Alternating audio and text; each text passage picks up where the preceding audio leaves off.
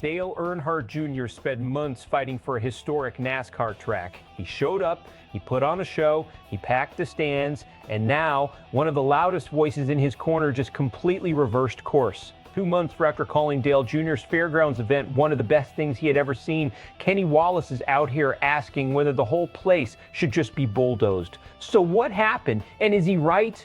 Here is the fast version. In April, Dale Earnhardt Jr. hosted a sold-out Cars Tour event at the historic Fairgrounds Speedway in Nashville. 15,000 fans showed up. Kenny Wallace was impressed enough to credit the whole atmosphere to what he called the Dale Jr. effect.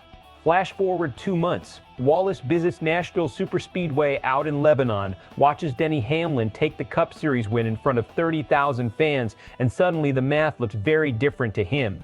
He went on his own podcast and started floating the idea of scrapping the fairgrounds altogether, suggesting NASCAR should put its full weight behind the superspeedway instead.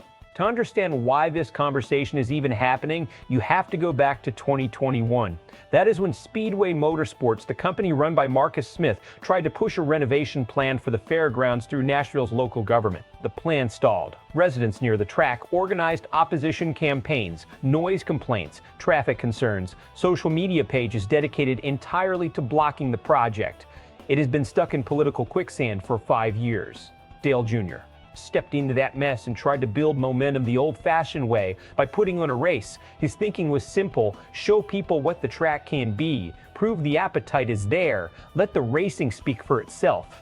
The problem, as legendary mechanic Ken Schrader pointed out on a recent podcast, the fairgrounds was already cramped back in 1984 when he raced there. The land around it has been swallowed by development. There is nowhere to expand, no room for haulers, team equipment, or the kind of fan infrastructure a modern NASCAR weekend demands. And then there is the community opposition, which has not softened. One Nashville resident even called Jr. himself out directly, labeling him a North Carolina billionaire trying to run up debts on local taxpayers.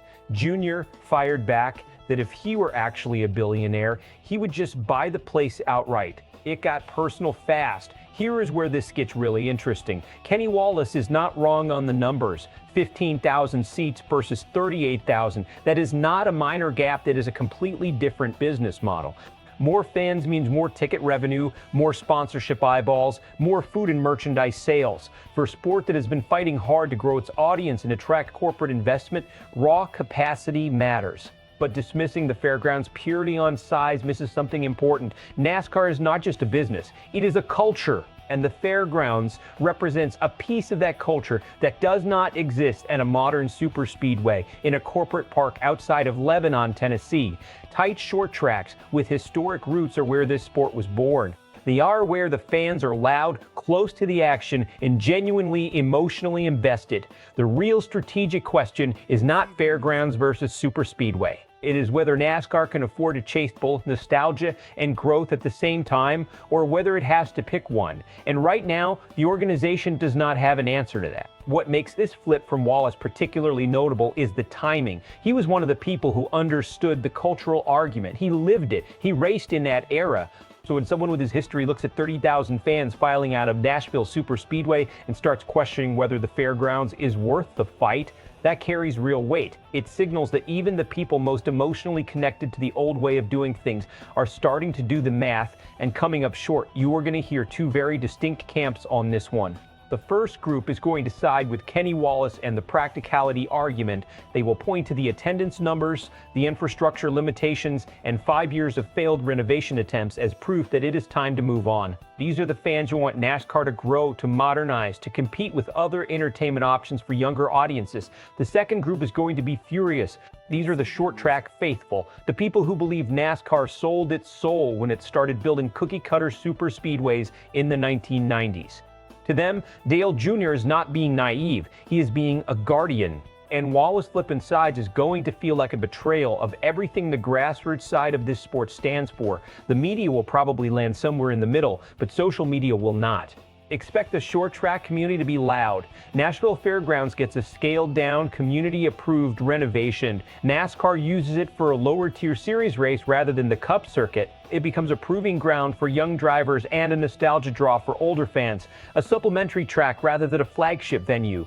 Dale Jr.'s advocacy was not wasted, just redirected. Community opposition kills the project permanently. NASCAR shifts all Nashville investment to the Superspeedway. The fairground sits dormant, falls into disrepair, and eventually gets redeveloped into housing or commercial property. Another piece of the sport's history disappears quietly, and in 10 years, everyone acts surprised it was allowed to happen. Here is the question that actually matters. Is Dale Earnhardt Jr. fighting to save something worth saving, or is he letting nostalgia override his better judgment? Because Kenny Wallace made the same bet he did 2 months ago, and then he visited a stadium with 30,000 people in it and changed his mind completely. Drop your take in the comments. Would you rather watch NASCAR at a packed short track with 15,000 screaming fans, or a super speedway that can triple that capacity? That debate tells you everything about what kind of NASCAR fan you actually are. And if you want more conversations like this one, the subscribe button is right there. We do this every week.